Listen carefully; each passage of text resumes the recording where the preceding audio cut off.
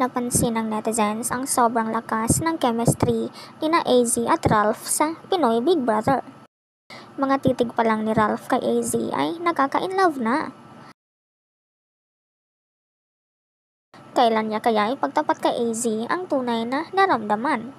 Matatandaang, nang nilasing sila ni Big Brother ay kanyang inaming siya ay labis na nakagusto kay AZ.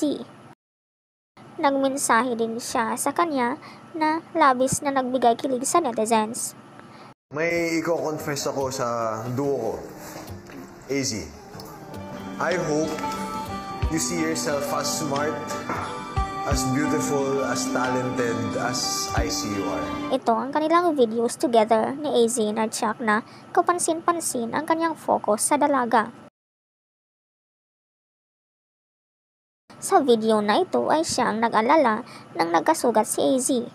Natanong ni Clarice kung bakit sa kanya ay walang nag-alala.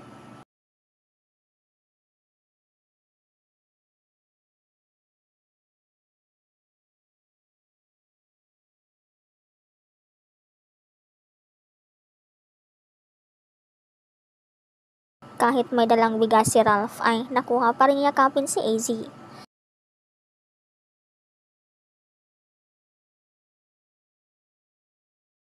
Kanya ding sinubuan ang dalaga at isinishare ang kutsara.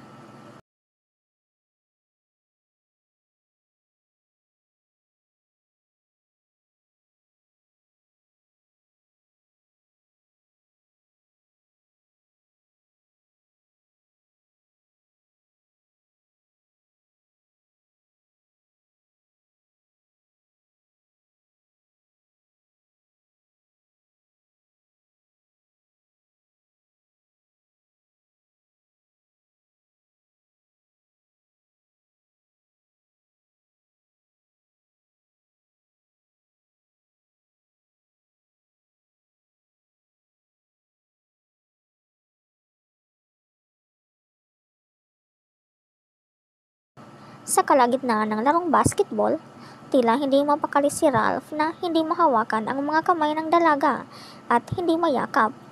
Kahit maraming tao sa bahay ni Big Brother ay nakafocus ang kanyang mga mata sa kanya.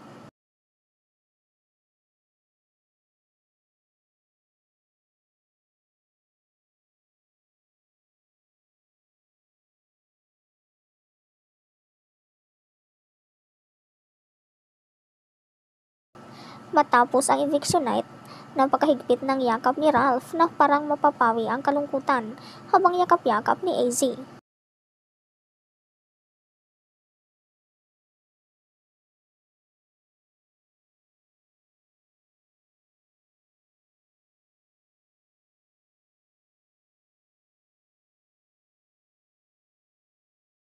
Tila overprotective din si Ralph kay AZ nang suot-suot ng dalaga ang puting dress. Kanyang natanong kung siya ba ay may suot na shorts. Parang nagsiselos din siya na siya ay nakipagkulitan kay Emilio. Hanggang sa hindi na niya kinaya, kaya tumabi kay AZ at nag-share ng pagkain.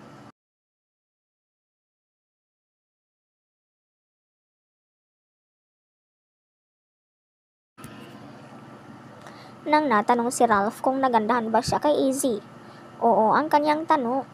Oo ang kanyang sagot na tila nahihiya pang umamin. Sobrang kilig ng ibang housemates. Hindi natiis ni Ralph at kanyang tinitigan si AZ. Ganda ni AZ. May permission na daw, bro. Maganda ba si AZ, bro? Ano naman? Tignan mo siya at sabihin mo yun. Ang ganda mo. Ganda mo. Oo, ang ganda. Ang ganda nga.